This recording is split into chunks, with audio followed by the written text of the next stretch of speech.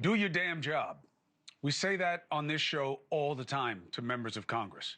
Instead of finding reasons to do nothing and blame the other side. This is a wild story, if only because it is actually completely devoid of spin, okay? I'm going through the airport on the way to get into the region. As I'm going, somebody calls out, Cuomo, look around. I see a woman, don't recognize her at first. It's Representative Nancy Mace, alone, waiting to get on the same flight. So what are you doing here? Going into the region.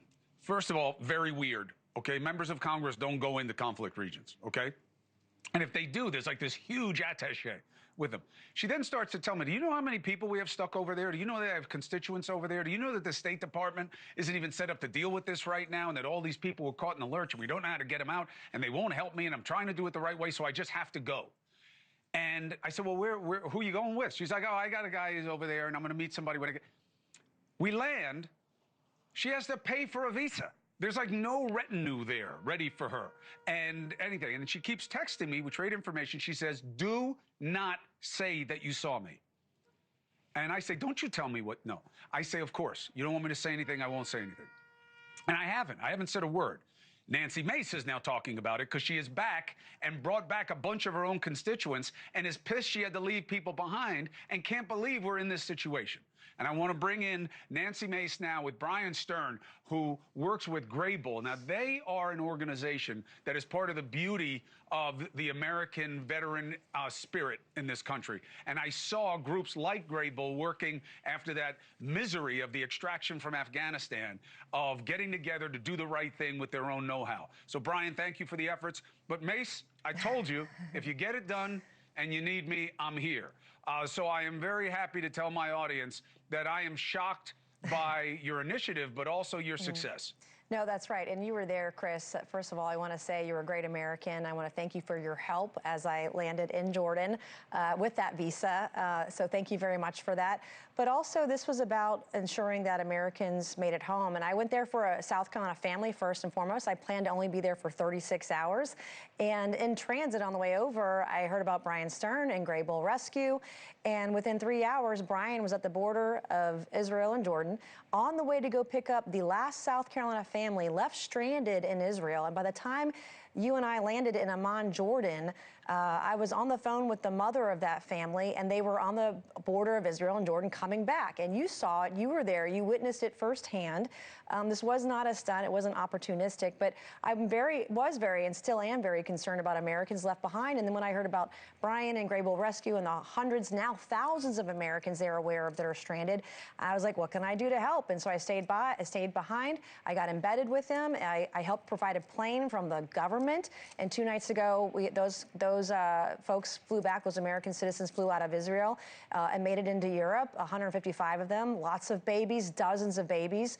And unfortunately, because there weren't more flights, we had to turn people away, young mothers, infants, men with tears in their eyes. It was very hard work. And look, I get that what was upsetting you is the right thing. I've had plenty of people in and around the administration trying to tamp this down, by the way, and being like, look, we're not saying that Nancy didn't do what she did, but we got this handled. I mean, we're doing this. We're doing it the right way. We know how to do this.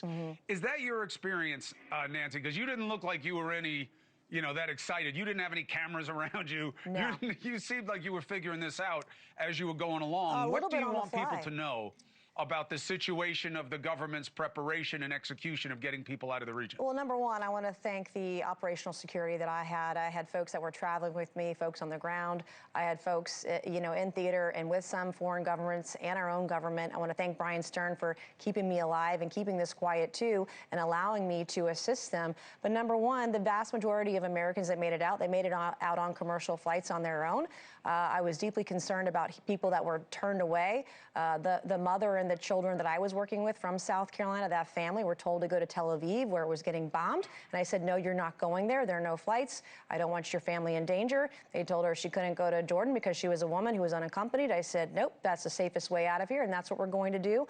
I had done this before in 10/7. My office had helped evacuate constituents during that time, so we knew how to do it.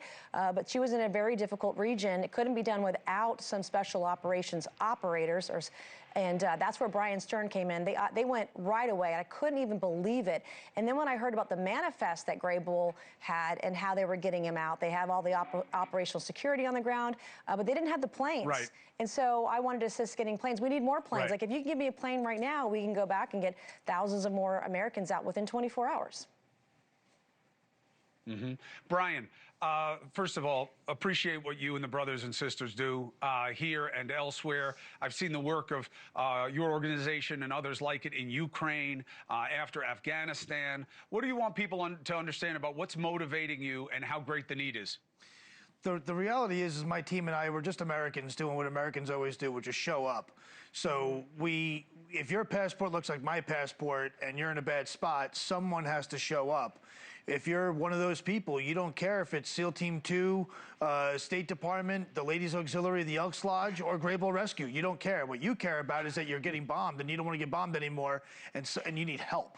That's what matters. So I took an oath a long time ago when I first joined the Army as a kid, and that oath didn't have an expiration date on it. And that oath was to the people of the United States of America, our people. And that's why we do what we do. My team is, we're all volunteers. We're very dedicated. We just completed our 808th mission as a team. Just over 8,700 lives saved as of this week. So we're, that said, we are really busy. We have more requests than we can answer. I could fill up 4 or 5 airplanes today if I had them.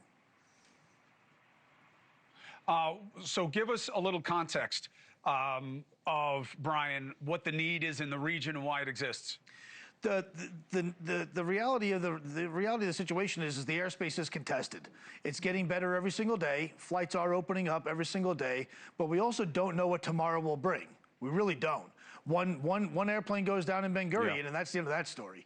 So people are stuck there. They want to get out, and there just simply aren't enough options. So they need to. The Americans that are there need to get out, need to come home. They want to get out. They want to come home. It's kind of the end of the discussion, as far as I'm concerned. If it's State Department doing it, our awesome colleagues at U.S. Embassy Jerusalem, they were terrific. Tremendous. U.S. Embassy Amman, amazing, and even U.S. Embassy in Athens, Greece, were terrific as well. But with all their help and with all their support, they can't miracle us an airplane. It's a policy thing. They're executing policy, and the policy needs to be bring Americans home no matter what. We have this thing called an Air Force, and that Air Force has lots of airplanes, and let's do this. That's exactly it. And of course, your existence and the fact that you're growing and there's more demand than you can meet is proof that the government doesn't have it all handled as best it could. Now, Nancy, there's political fallout from this because you're a Republican and this is the administration, and there is political fallout that you're making them look bad. You didn't have to do this. You wanted to do this. What do you say? Well, I don't want to leave a single American behind. And when I heard about a mother and 4 boys that were stranded in a very dangerous area and region of Israel, I had no choice. She needed someone, and I got on a plane. I got there and helped. And I could not have done this without Bryan Stern. I could not have done this without Grable Rescue. And then when I heard about thousands of Americans, like, I felt guilty leaving the region yesterday and coming home because there were thousands of American citizens who are still stranded, at least 11,000 in Israel. And that doesn't include Qatar, Kuwait, Doha, UAE, and other places. And now that we're evacuating Oman, you know, I'm deeply concerned about that. And as Bryan said, if something happens very, very bad at any of the airports, then they're going to be stuck. And so my message is, you know, Cairo is safe to get out of. Amman, Jordan is safe to get out of. If, you know, there are flights coming out of Tel Aviv, I know that there's a historic agreement between El Al Airlines and U.S. Embassy Jerusalem. I'm proud to be an American, but also that means as an American, I don't want to leave anyone behind. And so it was very educational for me. I learned a lot. I was deeply humbled by the experience, but I was torn apart when I was at that airport in Ben Gurion and had to turn away pregnant mothers with newborn babies and say, there's not a seat on the plane. You can't go home. And for me as a mom, it was heartbreaking. And this is not political. I don't care about Republican or Democrat. I didn't ask people what their political affiliation was. Are you an American citizen? And how fast can we help you? That's it at the end of the day. Right. Listen, I mean, your desperation for allies is evidenced by nothing more than the fact that you even talked to me. Well, you were there. We were both surprised. You were there, Chris. I saw a member of Congress doing. Listen, I'm living it every minute here. I mean, we have people coming up, don't know what's going to happen next, the regional allies. There's a lot of confusion. There's a need for leadership. Yep. But I saw a member of Congress actually doing their job. And it was very impressive. And you got to see that a reporter can keep their word. I didn't say anything, and you told me it was shocked. okay. You kept a secret, which kept me alive, by the way. So thank you. And I do appreciate your patriotism and doing that. It was really important to me to go in quietly and get out folks. And I learned a tremendous amount. And I want to thank Bryan Stern from the bottom of my heart. It was a deeply humbling experience. I got embedded. And, you know, part of the team. Well, you know, he kept asking us, and I was helping with the manifest, but there was a newborn baby there. And he kept working, how many people can we move around? How many babies can get in mothers' laps to get this family on? And so it was really remarkable. And I'm just so proud of the work that they're doing. And I'm proud to be an American tonight, but we got more work to do. Grable is proof of who we can be. Yes. Bryan, thank you for your efforts. Let me know how I can help. Representative, I'm glad you were successful, and I hope you're able to do more and do it from safety here in America. Thank you for joining me, Representative, and I appreciate the work you did for your constituents. Thank you. Thank you for watching. Subscribe below and download our NewsNation app right now on your phone, and you will get fact-based, unbiased news for all Americans.